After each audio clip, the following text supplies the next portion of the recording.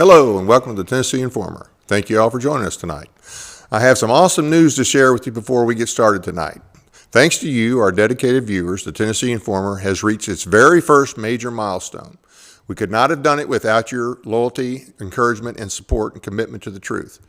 Now we're excited to announce that you can help support the show even more directly through super chats, super stickers, and super thanks.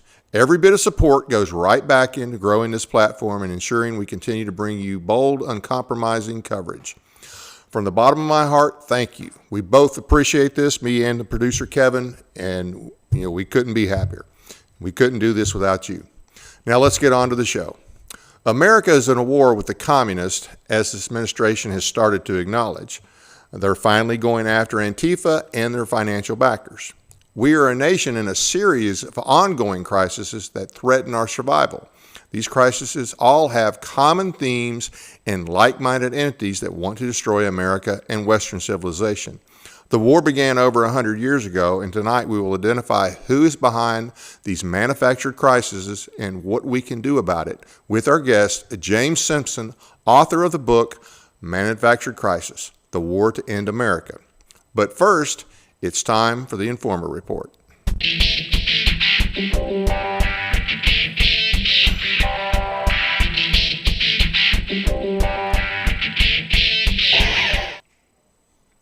President Trump now says Ukraine could possibly win back all its territory, that Russia is a paper tiger, and that NATO should shoot down Russian planes that violate NATO airspace. The Sept has also called all those senior military leaders to a meeting. What is going on? Why the change? And when did Ukraine become our problem?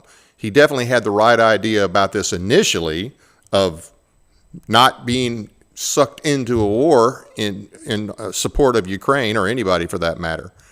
I don't know where we're headed, but I don't have a good feeling about this. It is not good.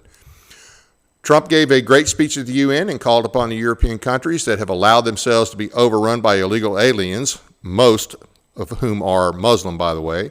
He also called out the UN over the climate scam that we are still experiencing. My question is, why are we still even in the UN? I don't know. I don't understand why we support that entity. I understand we've cut some of the funding, but I don't know why we allow it to function on our soil or why we are still members. They're anti-American. They don't do anything to support our initiatives unless we're paying them well for it. It's past time to get out of the UN. The National Guard troops deploying to Memphis, from the last word I got, will be unarmed. That is insane. I don't understand why Bill Lee would send them there. If it's dangerous enough, if the situation is bad enough to send a guard, you cannot send them unarmed. Let's hope this doesn't become a glorified police call under the direction of Governor Lee. Speaking of Bill Lee, his lack of transparency on the voucher issue, he claims that all 20,000 vouchers valued at $7,300 were reserved. We're not sure exactly what reserved means. There were 42,000 applications statewide. Half went to families meeting specific family income guidelines. The others were distributed without regard to income. In that first category, the limit was a family of 4 with an income of up to $173,000, well above the median income of most Tennessee families. That gives credence to the idea that the vouchers would be a subsidy to those already enrolled in private schools. The administration hasn't released any information on who is receiving the vouchers, and keep in mind, too, that private schools do not have to accept the vouchers. It's estimated that over the next 5 years, the program could add $1 billion to our education costs. All of this to violate the state constitutional requirement of funding public education. This voucher scam epitomizes the Lee administration. Deceptive. JDS is what the next topic will be. JDS is, this is something I created. It's Jewish derangement syndrome, kind of like Trump derangement syndrome. There's some people who have Trump derangement syndrome that anything and everything he does is great. And then there's other people who have the TDS of everything he does is wrong. I mean, he can do nothing right. Well, it's kind of similar with JDS. There's some people who think they have the variation of JDS that we have to support Israel in all cases at all times. And, the Bible says that God will bless those who bless Israel, and therefore, whatever they do, we have to bless them, especially with tax dollars. And then the other crowd is they can do nothing right. Anything and everything Israel does, or anything and everything a Jew does, is wrong. And they're the source of all evil in the world today. Well, I don't fall into either one of those categories. I will say this. I don't believe, and let me bring up something here that a lot of people have talked about lately, AIPAC, American Israeli, I can't remember what it calls for. This is a lobbying arm of Israel. But if your problem is that it's AIPAC, that the I stands for Israel, I think that's the wrong problem to have. The problem should be that we have anybody lobbying our Congress for a foreign country, any foreign country. I don't care if the I stands for Ireland. People should not be lobbying our Congress for a foreign country. Even if it's an American organization, to me, it's wrong to lobby for a foreign. That should be done through diplomatic channels. You know, we have treaties that are approved, but this lobbying, it's a problem. It's not just a problem because it happens to be AIPAC. It's a problem, period. I don't think that we should be tied to other countries. I think Washington had some good advice. Avoid entangling alliances. And we really need to do that right now. We're $37 trillion in debt.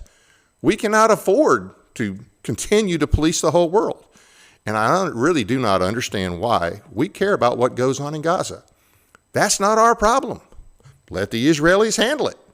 That's my thought on that. Now, I understand there was earlier today, the president announced, and Netanyahu was there with him, they announced that they have a plan for Gaza.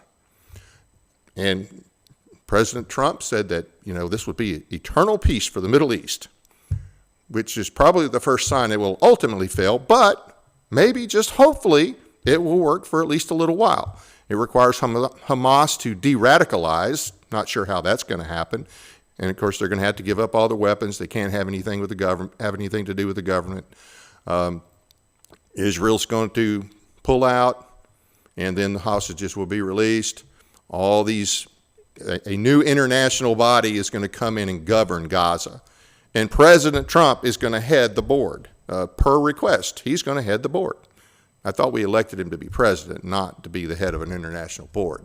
So we'll see how that goes. It would be nice if it stopped what was going on right now. But, oh, by the way, I want to hit that a little bit more. This with the JDS. I hear a lot on the right now, they sound like the far left. Because every time they talk about Israel, you hear occupiers, Zionist, genocide. 65,000, this is the latest number, if it's accurate, 65,000 have been killed in 2 years in Gaza. Gaza is very heavily populated. They got millions of people, and it's really tight.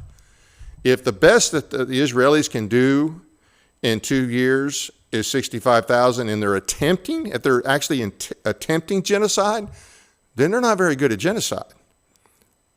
I mean, it's insane. So just make sure that that you don't have JDS. It's not good to have either variation of JDS, not the variation that says anything and everything they do is fine and that we should give them money, or the JDS that says anything and everything they do is wrong and that they are the source of all evil in the world today.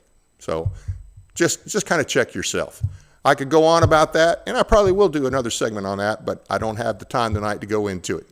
That wraps up this installment of the Informer Report. If you have a news story that you want to alert us to, be sure to send an email to tninformer.tv@gmail.com.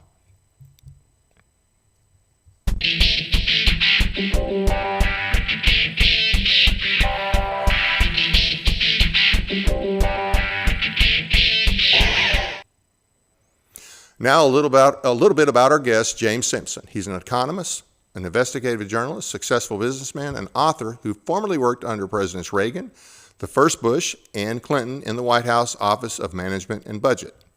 His articles and research work have been published in numerous outlets, including American Thinker, Breitbart, Capital Research Center, the Daily Caller, Epoch Times, The Federalist, PJ Media, Washington Times, and elsewhere.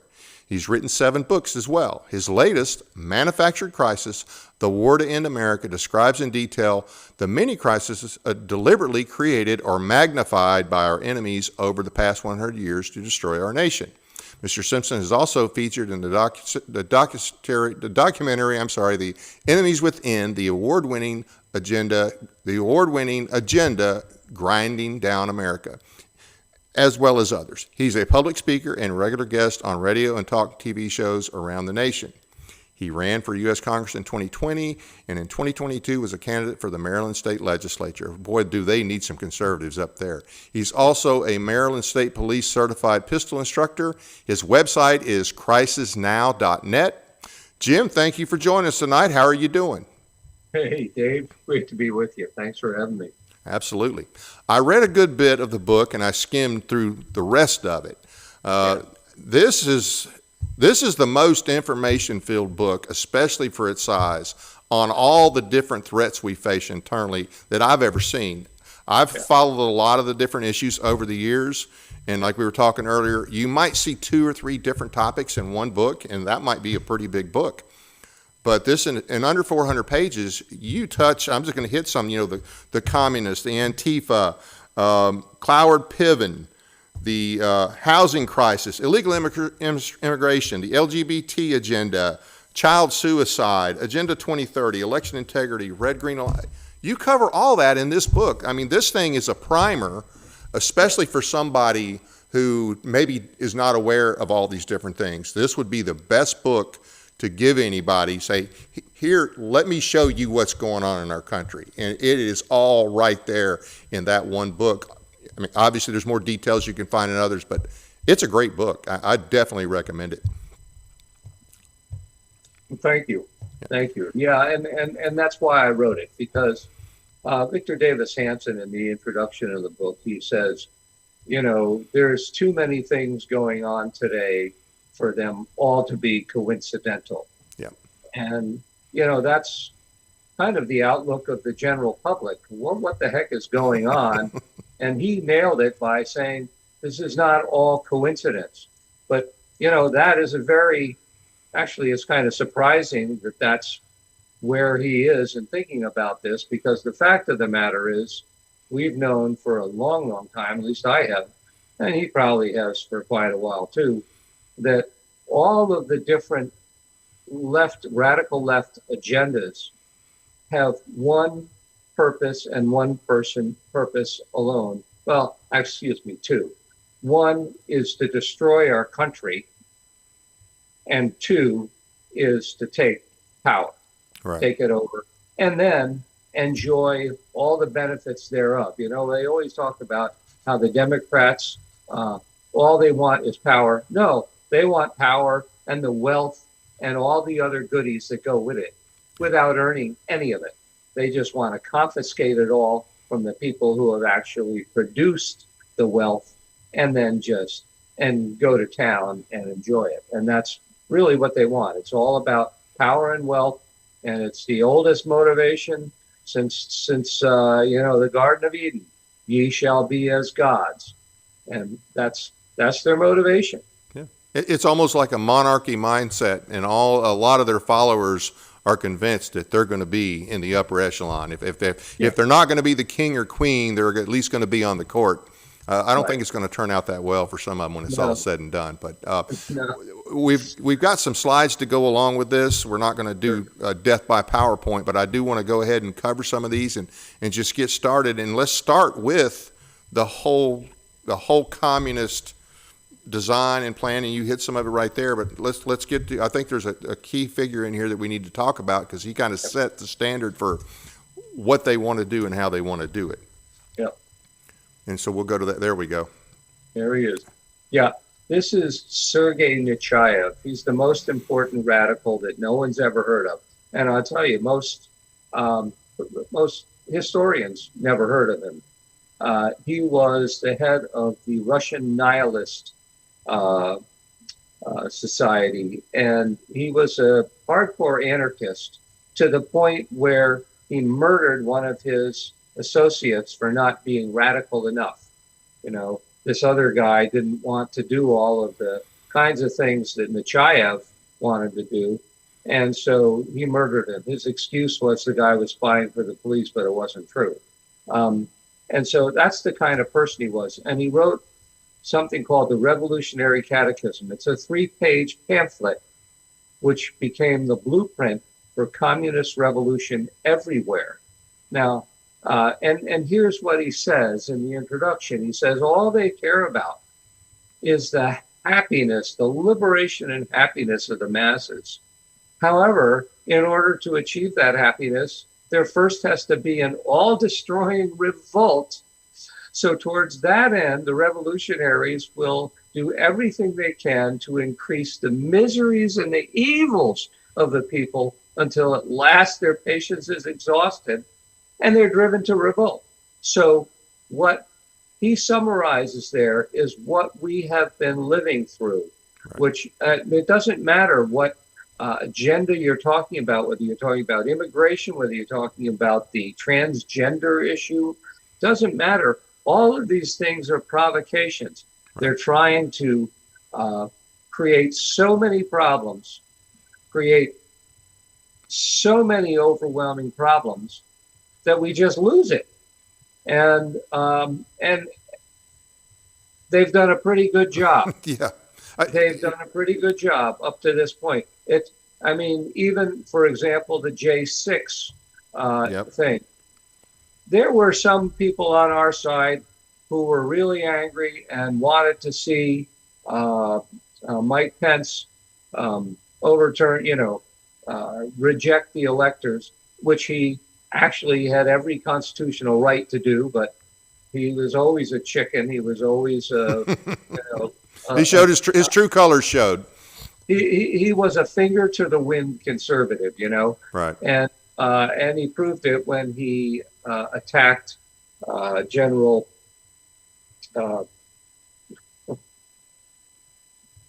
When he attacked his subordinate, General Flynn, and got him thrown out without even looking at the evidence. Right. But no, it's nothing. Oh, and J6 was nothing but a classic communist provocation technique. In the war between the Nicaraguan Sandinistas and the Contras, you remember that, right? In the 1980s? Yep. The Sandinistas would dress up. They'd get their special forces guys to dress up as Contras, and then they would attack a Sandinista outpost and brutally murder everybody there in the most ghastly ways. And then they bring in the Western press, which of course uncritically said, oh my God, this is what the Reagan supported Contras are doing. It's the exact same kind of thing. Yep. They create this situation, they provoke people, they funneled everybody that came up to the Capitol into a place where they couldn't escape. And then they began throwing smoke bombs at them and began firing rubber bullets at them. Yep. And those people panicked. Yep. And there were many Antifa guys dressed up like Trump supporters, like MAGA people, who were the ones who were actually provoking most of the violence. Right. And they said today 274 FBI agents were undercover. That came out either today or yesterday. And so that's part of, in my mind, that's part of the communists you're talking about. Yes, that's absolutely right. And under Comey, who said he was a communist and then he said he couldn't make up his mind. Well, Comey, if it walks like a duck and quacks like a duck, it's a duck. Yeah. And so Comey, really an evil, very corrupt individual, and I think remains a committed communist, like, unfortunately, a lot of the upper echelons of the Department of Justice, the FBI, and in many other federal, state, and local government bureaucracies, because that's been their goal for us. Absolutely. Let's go back to the catechism for a minute, because it's got some points that everybody needs to see here, the summary of it. Yep. Penetrate all segments of society, pretending to fit in while plotting destruction. Attacking property rights, traditional society, Judeo-Christian values and morality, the family especially, create so much chaos and division that Western society declares war on itself. And that's where we're at right now. Would you agree? That is where we are right now. And then when they take power, he included a very detailed order of execution to exterminate all people not useful to the communists. And it goes by a hierarchy. And it gets down, there's very few people living in our country today who would not go into one of those categories, including, I hate to say it for the Democrats that don't know it, including most Democrat politicians. Yep. Up to and possibly even including Hillary and Bill Clinton, although they've done an enormous things to advance the cause of communist China and Russia to some extent as well. Absolutely. Yeah. So I think that was the last bit of that. But well, let me say one more thing. He we've heard the ends justify the means. Oh yes, yep. That was Sergei Nechayev's slogan. He's the one who came up with that. Or it's not. He didn't create it, but he used it as his own, and that has been the Democrats' modus operandi ever since. Yep. And the thing about him is he put this all in a 3-page document. Now you go to the next people, the influencers, on the next page there, and you have 2 people that you probably never heard of, Willie Munzenberg and Georgie Lukács.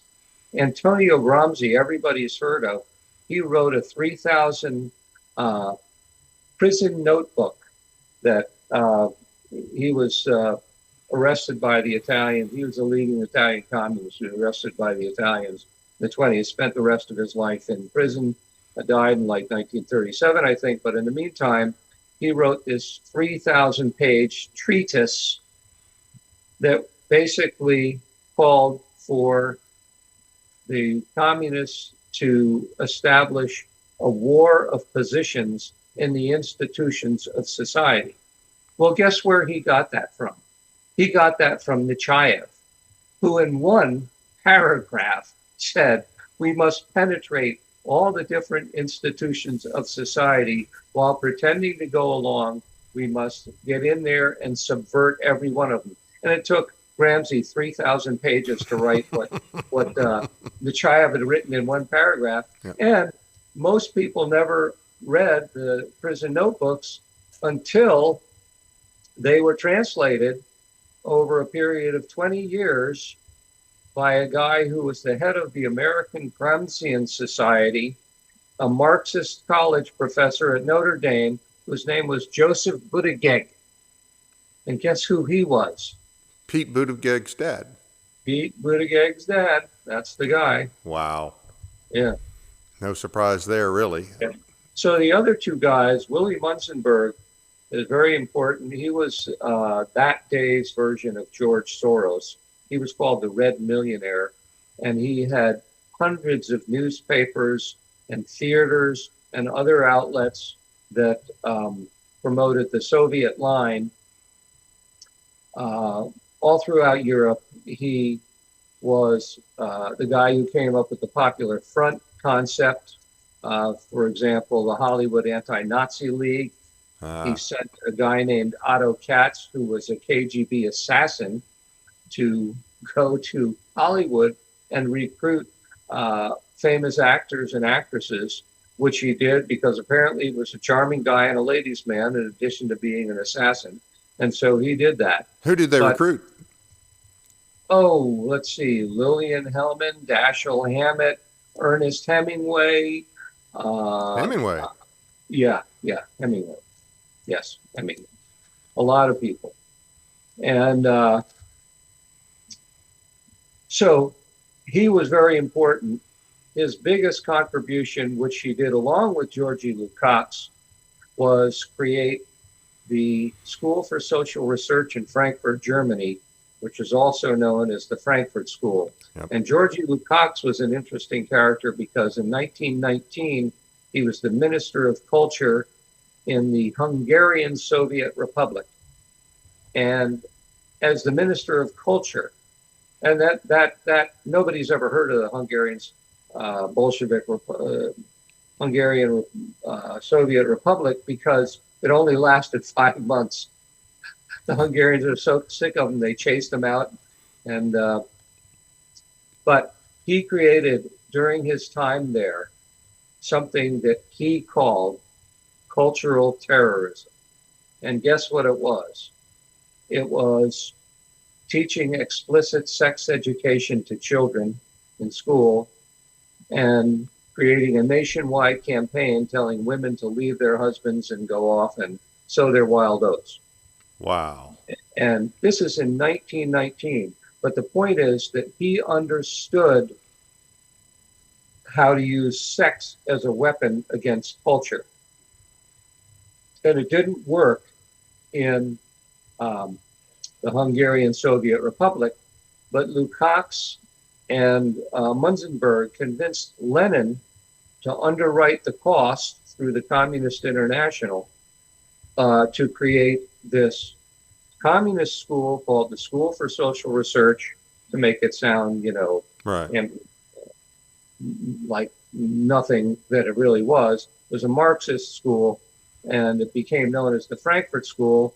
And in 1933, when Hitler took power, most of these communist professors were also Jewish, and so they fled and were resettled in New York at Columbia Teachers College and also at New York University under the New School for Social Research, which still exists to this day.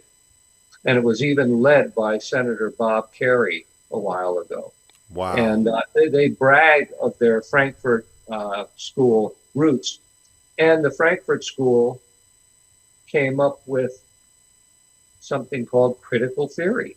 Critical race. Well, it became critical race theory, right? Well, it became critical race theory, critical legal theory, critical pedagogy, critical women's studies, critical Hispanic studies, critical this, critical that, critical that. It's about 100 different critical theories. Started with the critical theory in 1937 and then just metastasized. And but the whole idea was to criticize everything about Western society. And Marx had said, before he even wrote the Communist Manifesto in 1948, he had said, the issues of the day are not our concern. And you say, what? Wait a minute. That's what the whole Communist Manifesto was about, right? Saving the world from capitalism, right? No, the issues of the day are not our concern. Our concern is the ruthless criticism of everything existing. And we will not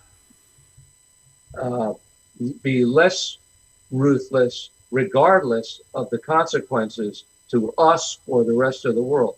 And so the critical theorists picked up Marx and took it from there, and they criticized everything about Western culture, everything about Western society. And then further down the road, different Marxists, Derek Bell, who was Obama's famous favorite college professor, created critical race theory. Right. Critical legal theory is now the main theory taught in law schools, not the U.S. Constitution. Critical legal theory, and now it gets you understand where all of these shockingly biased left judges come from, and the prosecutors, right, and the defense attorneys. These people are all down with critical legal theory, which is basically to destroy our society and our culture. And then they make it precedent, and then they use precedent as if that's constitutional. Absolutely. You said something a minute ago. So Hitler came to power and these guys left. But now a lot of people, probably most of the people listening to this know, but some of them that haven't listened regularly don't realize the Nazis were communists as well. They were socialists as well. There was not a whole lot of difference. I mean, Nazi is National Socialist Party. What was the real difference between them and the Soviets? Was it just that one was primarily nationalist and the other was wanting worldwide communism? Was there really any difference other than that? No, it was a competition for power, and of course Mussolini, the Italian leader who became part of the Axis, created fascism.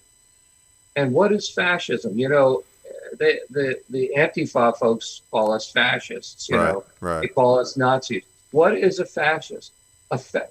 He was a communist, but he realized that in 1920s Italy, he wasn't going to get elected as a communist. Right. So he came up with this idea of public-private partnerships with government basically allowing certain industries to remain private, Right. but just under their guidance and direction. Yeah.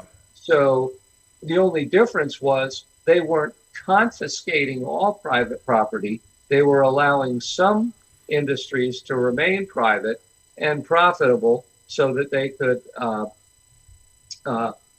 benefit the regime. Right. That's what a fascist was. And if you recall, that was one of Obama's big obsessions, was creating public-private partnerships. Yep. That is fascism. And the Nazi Party, the National Socialist Party, they were the fascists of Germany. And of course, the Nazis before World War II, they trained in the Soviet Union. Soviet Union helped them train pilots. They were actually working together even when the Nazis and the communists were fighting in the streets, when the Antifa Right. folks and the brown shirts were fighting in the streets.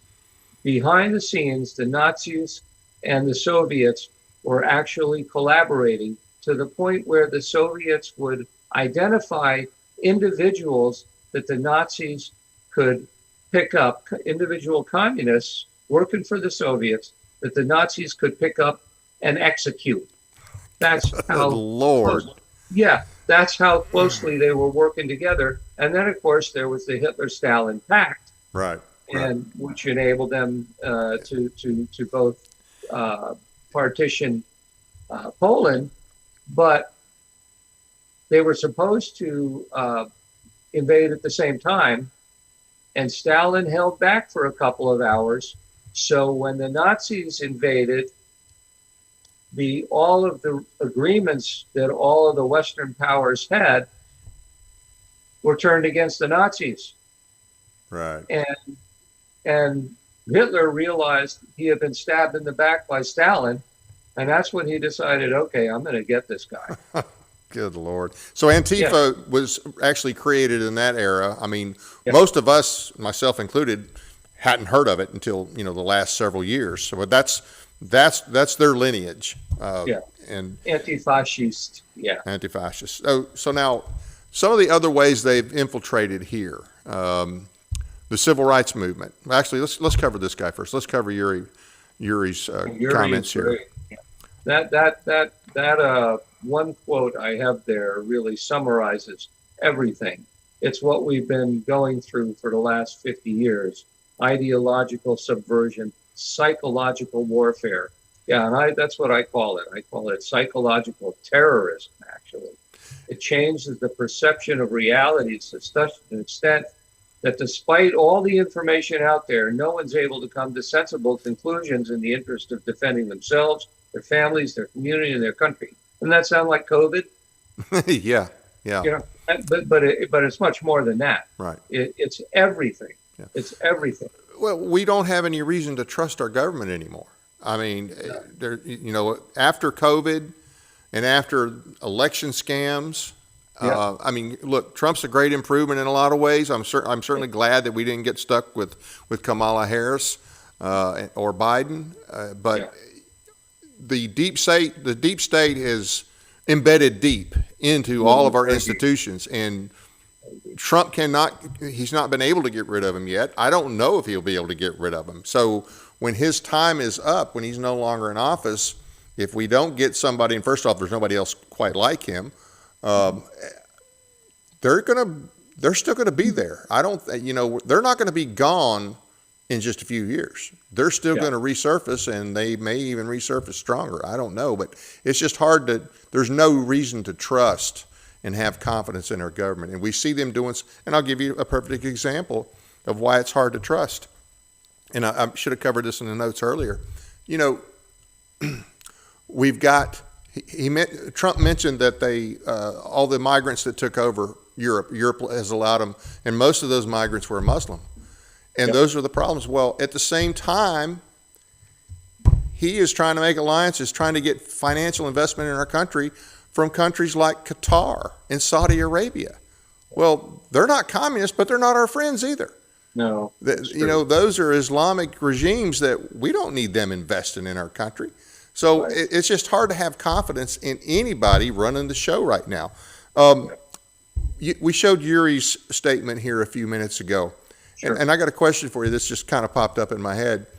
The Soviet Union supposedly fell in '91. Do you think that was that part of a ploy to just use a different tactic to spread communism? You think that's what it was? Well, I absolutely know that's what it was.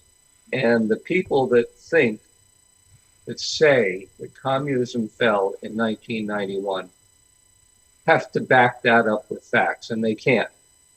Because the fact of the matter is that plan had been in the works for decades and was outlined,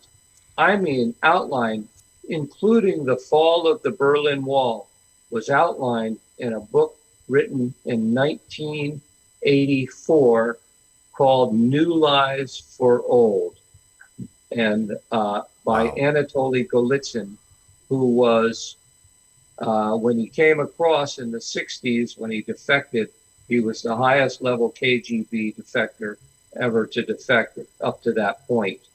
And he was one of the few defectors that CIA counterintelligence actually believed was a genuine defector, because they've been sending tons of defectors over. And the way you tell if it's a real defector or if it's a fake defector, if it's a real defector, you never see his face in public. You never learn where he lives. He is shuffled away somewhere remote, or he gets killed. What about Yuri? Huh? What about Yuri, what about this guy? Oh, that guy. Well, that was in Canada. So that was maybe a little bit different. Okay. He was in Canada. So maybe he had more protection in Canada, or maybe he felt free to say what he said. I don't know. Everything he said was absolutely right. Right. But for the most part, when they come over, they don't like to show their faces. They don't like to tell you where they are. And I don't know how he died. He came out with that in 1984. I don't know what the facts are concerning his death.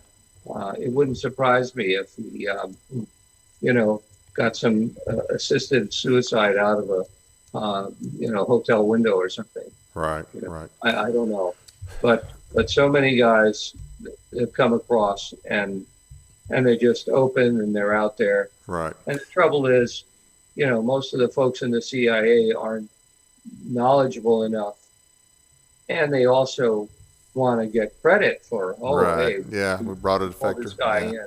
And so the egos get involved. It's stuff. You mentioned earlier about the attacks on traditional family.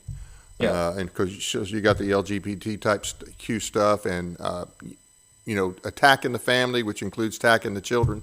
We have a huge child suicide problem now. And I mean, that's something that was unheard of in decades ago. Yeah. I mean, think about this. Think about what they are subjected to. They're told we're all going to die in 10 years if global warming isn't taken care of. Well, if we're all going to die, then why go to school? Why are they going to school every day? They have to ask themselves. You might get killed at school. Yeah, right. And that's another thing. Yeah. But why go to school? And then boys can be girls.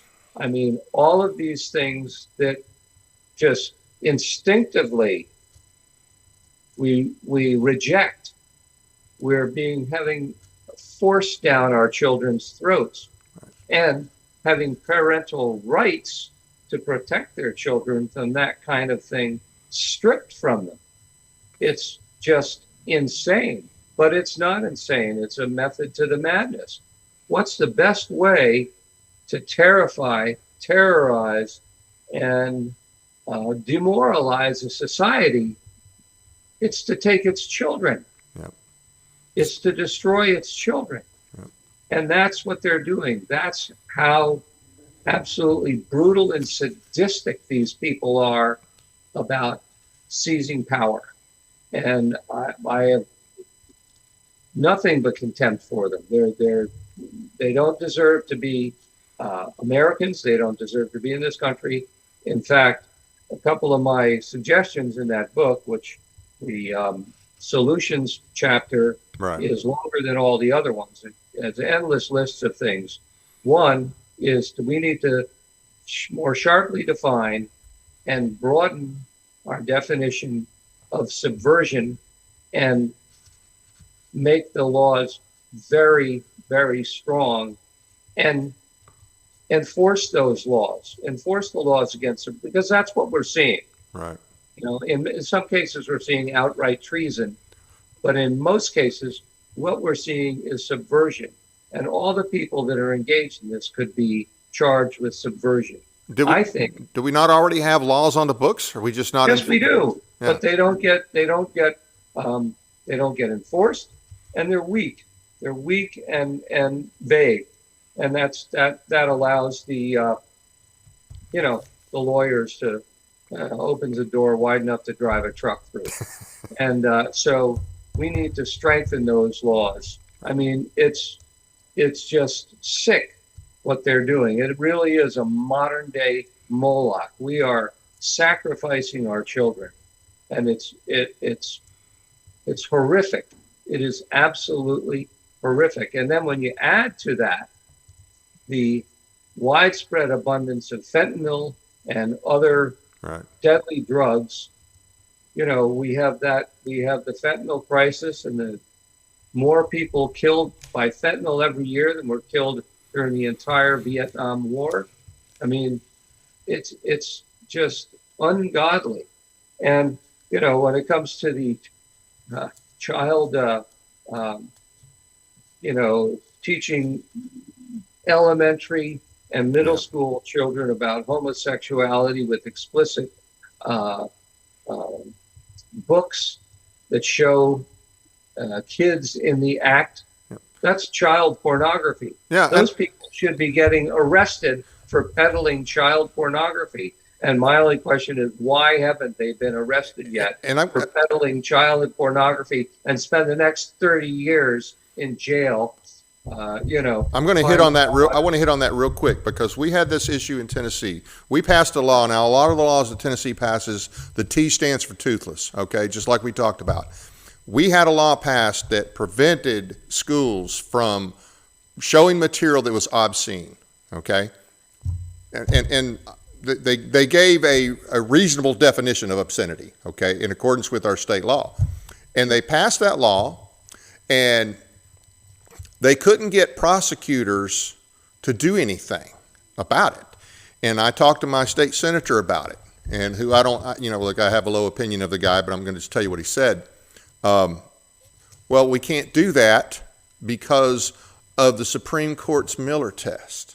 We can't just we can't just decide that we have to go through that process, because certain things that are obscene, it all depends. It may have some, and this is my words, there may be some redeeming or artistic quality of it.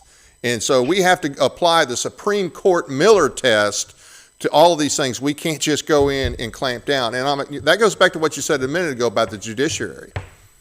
This is insane. And that's another problem at the state level, that we would allow the Supreme Court to dictate to our state what is obscene, what is pornographic. They don't have the right to do that. No. The Supreme Court doesn't have the right to impose that. Yeah. It's the same thing as the abortion decision. Yeah. That was wisely overturned, because that is a states' rights issue. Yeah, as is marriage. Yeah, as is marriage. Well, I don't think the government should even be involved in that. I think we should just follow the traditional definition of marriage, period. But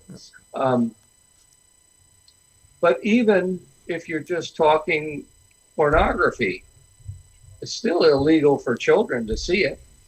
Right. And If you or I showed it to them, we'd be in jail, but they can do it in school. Yes, exactly. Yeah. Exactly. Yeah. And that, I don't understand why that doesn't hold for teachers and administrators that promote this absolutely Right. gross stuff. You sent us a clip from Charlie Kirk, and it's relevant to this discussion. We're going to go ahead and play that clip real quick, and then we'll follow up with some more, if that's okay. That's fine. What the Democrats are doing is a deliberate plan of destruction against the United States of America. This is not that Joe Biden does not, well, he doesn't really know where he is, but that's a separate issue. His team knows what they're doing. They hate the country. They have bitterness for this republic. And they are making intentional steps to ruin it. In the 1970s, there were two Marxist communist political philosophers, Cloward Piven, who wrote a document saying that we are going to turn America into a communist country by doing three things. We will destroy the US dollar by printing trillions of dollars we do not have. We will build a deep state of government agents that will go after everyday citizens and that will absorb the private sector. And we will open up the southern border of the United States to allow tens of millions of third worlders to come into the country. This is called the Cloward-Piven strategy. Trillions of dollars we do not have. A deep state administrative state that is destroying the country and is locking up our political dissidents and allowing the third world to come into America. It is not a mistake or an accident what Joe Biden is doing. It is intentional. And therefore, it is evil what he is doing. He is a traitor to the United States of America. So Cloward Piven, illegal immigration, deficit spending. Yeah, no, I absolutely loved what he said. I was on a show a couple of years ago, and he read my book, The Red Green Axis 2.0, which is, well, if you want to read a book about immigration, it was published in 2019, but it still has more facts probably than any other book on immigration that's ever been written. It's just stacks of facts, stacks of figures on the funders, the organizations that are behind it, the various strategies, and it's all a Cloward-Piven strategy. And the Cloward-Piven, Richard Cloward and Francis Fox Piven, really got their fame began when they wrote a 1966 article called "The Weight of the Poor: A Strategy to End Poverty." And Richard Cloward, pictured there, most people don't know this, was the inspiration for Lyndon Johnson's Great Society program, which was the vast expansion of welfare. And but Cloward and Piven, Francis Fox Piven, his wife, standing next to him to his left, they hated welfare. They said welfare is dousing the fires of rebellion. And so they didn't like welfare. But so how was it that Richard Cloward was the inspiration for the Great Society program that vastly expanded welfare? Well, it was because they knew that a vast expansion of welfare would put increasing burdens on all segments of government if people demanded all the public services they were entitled to under the Great Society. Yeah. And Cloward and Piven hoped that those demands for services would reach the point where the government would collapse, and in the ashes, they could promote their solution, which would have been guaranteed annual income for all people in the United States. And at that time, what they were talking about was between $40,000 and $80,000 a family in today's dollars. Wow. And the thing about this, this strategy to create crisis is that their solutions always create a bigger crisis, and that is Yep. deliberate. Yep. And of course, so how could giving everybody in the country between $40,000 and $80,000 a year, whether they worked or not, be less expensive than the welfare program? It wouldn't. Right. And would the welfare program go away? No. No. It would just be added on top. So it would just create this massive, massive weight. And so, but, you know, we have such a resilient economy. That only worked. It worked in New York City, drove New York City to bankruptcy in 1975. And Cloward and Piven were named by Rudy Giuliani as economic saboteurs, which is what they were. Right. But their idea was, when the whole thing collapsed and people who had long since become dependent on welfare to survive would riot in the streets and become their own street army for their communist revolution. Yep. And I'm sure the illegals figured into that, the illegal aliens. well, yeah, you know, so it started with welfare, and then they went into voting, and Cloward and Piven wrote the Motor Voter Act, the National Voter Registration Act, which is an unconstitutional act. It imposes a national law on all of us and basically requires governments, state and local governments, to become voter registration drives for low-income people, which of course benefits the Democrats. Right. And but it also it's so complicated that it creates the opportunities for groups to turn in massive numbers of phony ballot registrations to overwhelm election officials with bogus registrations that will make it difficult for them to, count the votes during election time. And so they have an answer for that.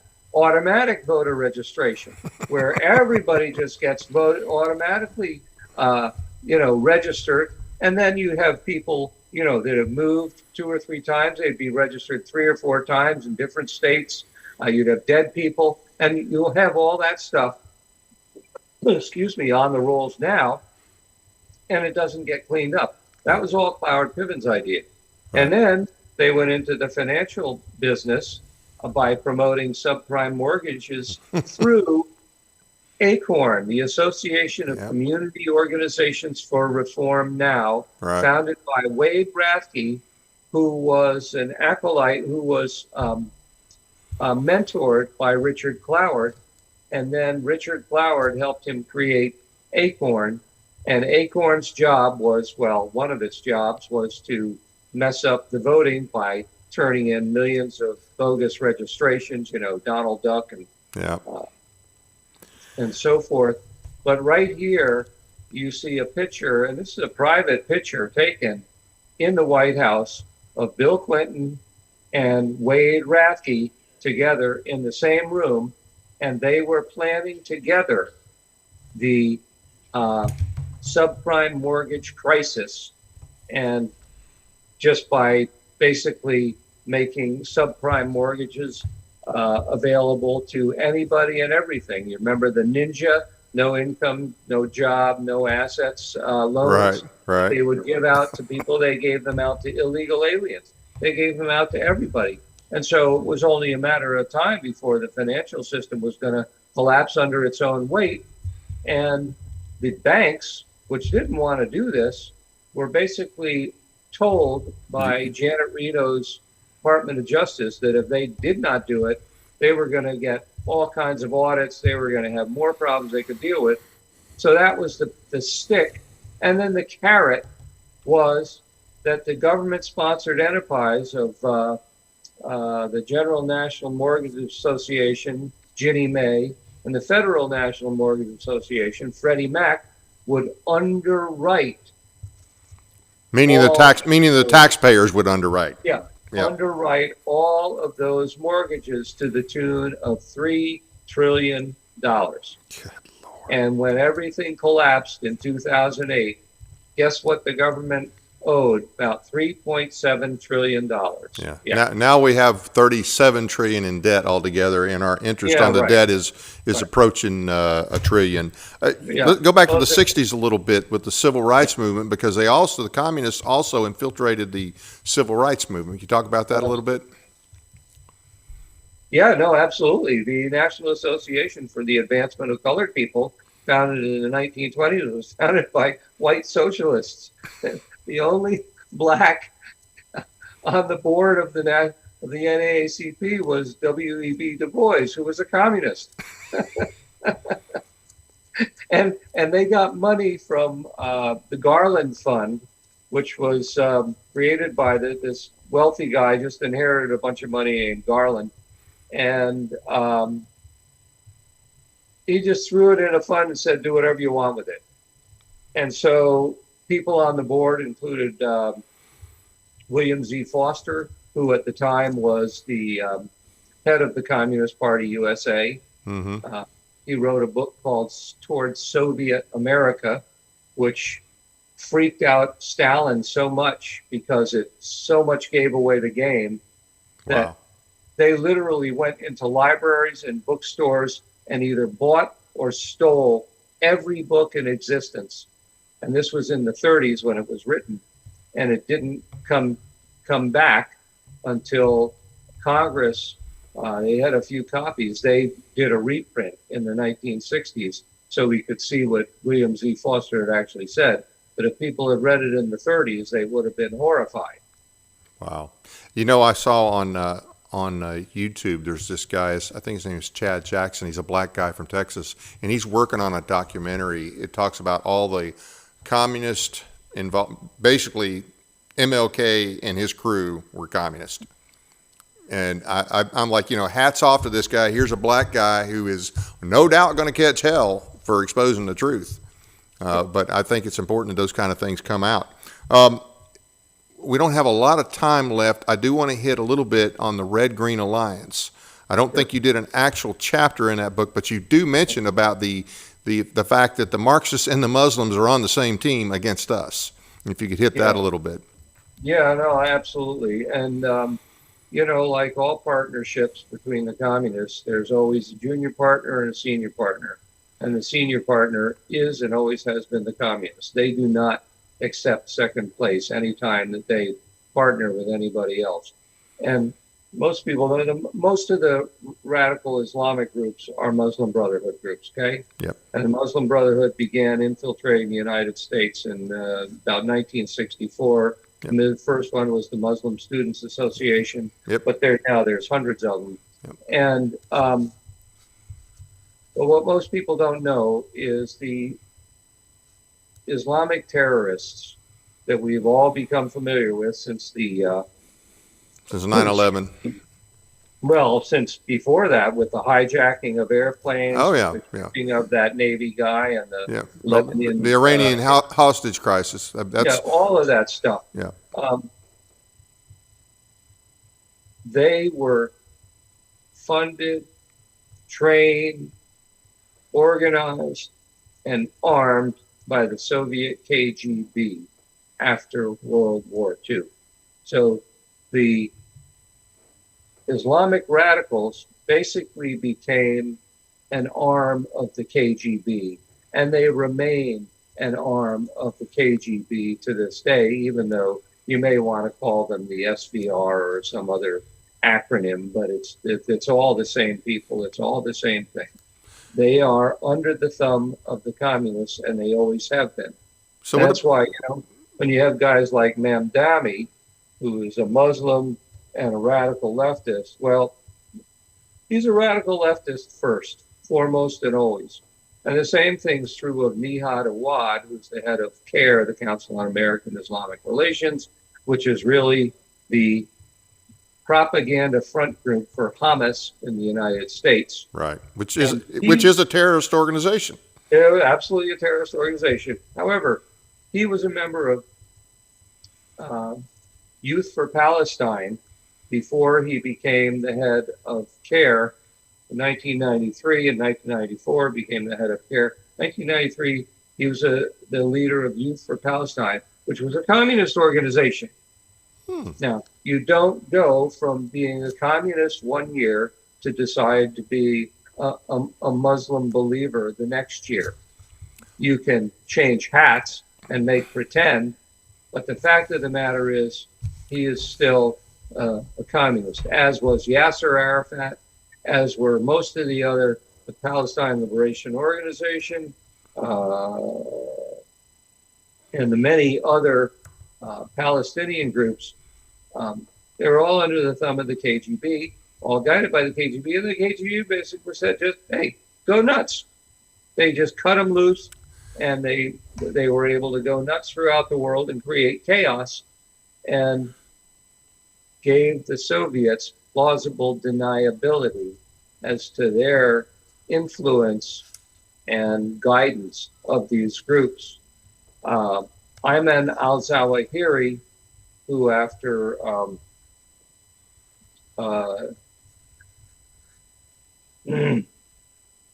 who became the head of Al-Qaeda, Right. He was a Soviet agent. He was a KGB agent. Let me ask you this, because I thought that I'd heard and it's been reported that ISIS was actually a CIA creation gone bad.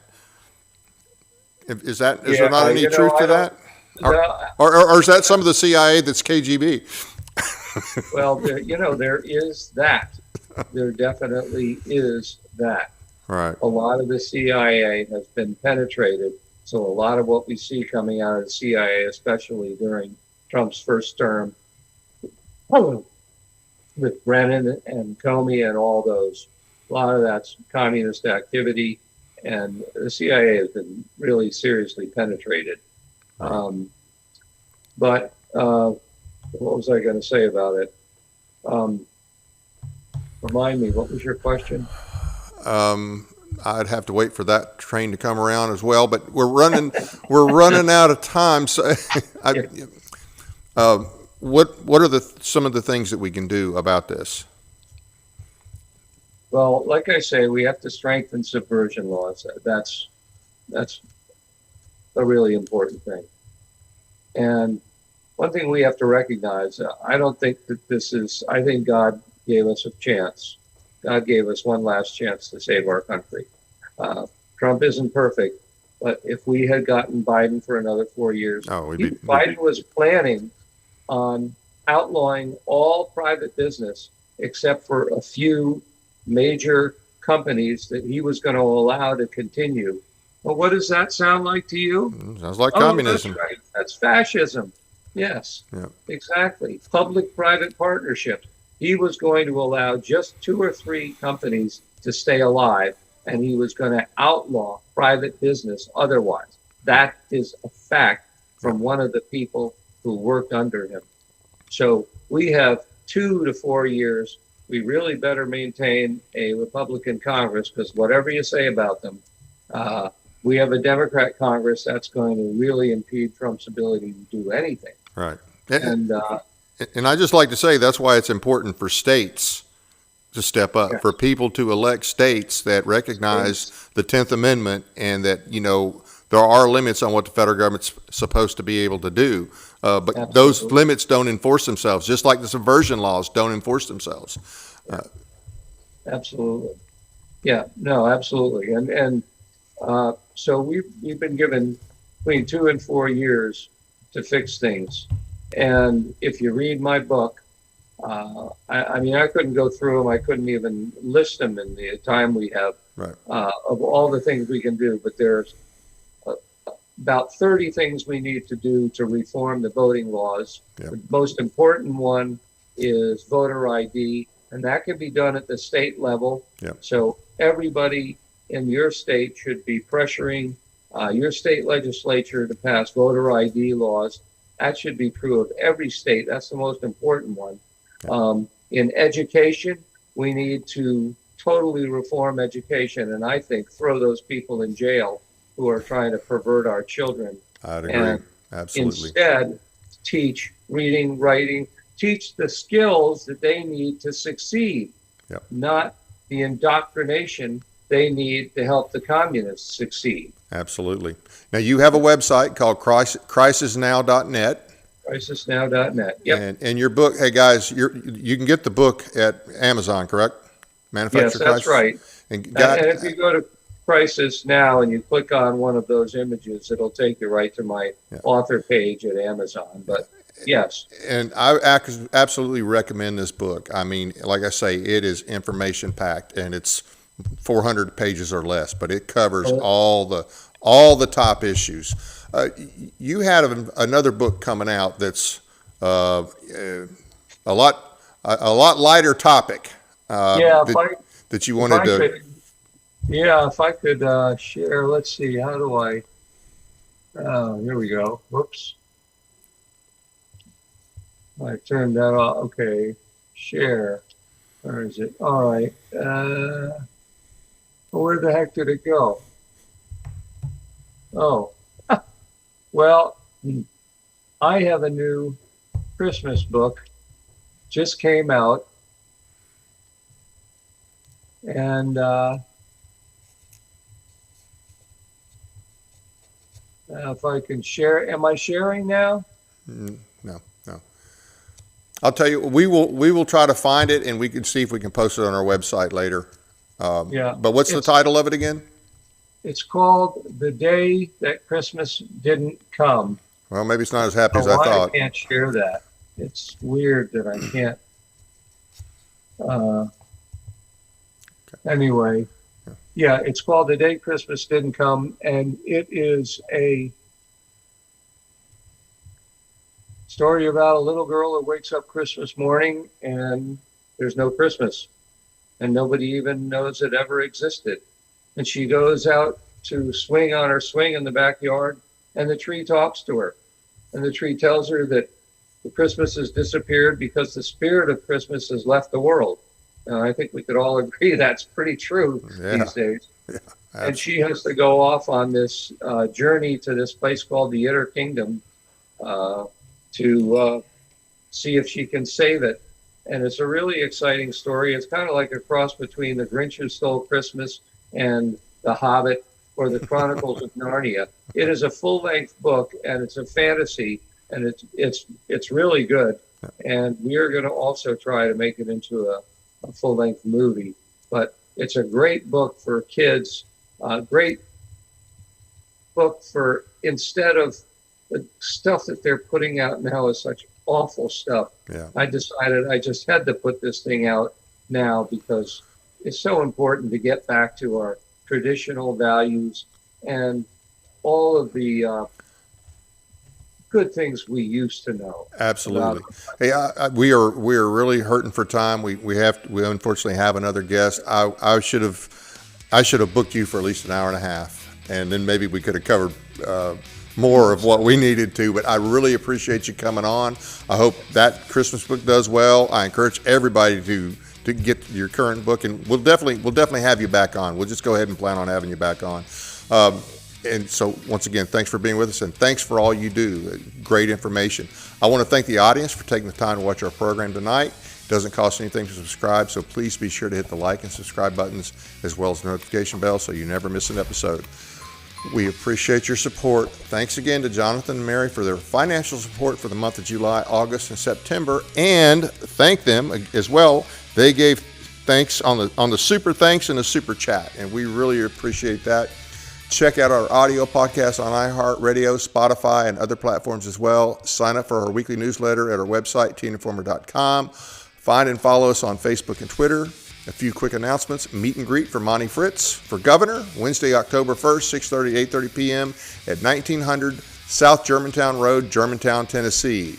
On October 2nd, Stewart and Henry Tennessee Firearms Association will meet at the VFW in Paris, Tennessee, 7 p.m. for our monthly meeting. Topic is the Bill of Rights. This is at 5212 East Wood Street. You don't have to be a member to attend. We'd love to see you. The Tennessee Constitutional Grassroots Coalition will host Freedom Fest Saturday, October 4th from 12 to 8 p.m. at the Tate and Lyle Performing Arts Center, 1470 Robertson Spring Road in Loudon, Tennessee. Go to tcgc1776.org for tickets. Our second show tonight at 8:30 will be retired Lieutenant Colonel Ed Kennedy. He joins us to talk about the illegal activity of the so-called naming commission that is actively trying to destroy our history and culture with a focus on Taliban Tai, a left-wing general bent on destroying all things Confederate. Next Monday, October 6th, the Tennessee Firearms Association Director of West Tennessee, Richard Archie, joins us to give us an update on the Hughes versus Lee case and the violation of our state constitution. Second show next week will be State Rep and now gubernatorial candidate Monty Fritz to talk to us about the campaign status of his campaign of more liberty and less government. And he'll tell us how everything is going. Hope you can join us. That's it for now. Good night from Paris, Tennessee, that is.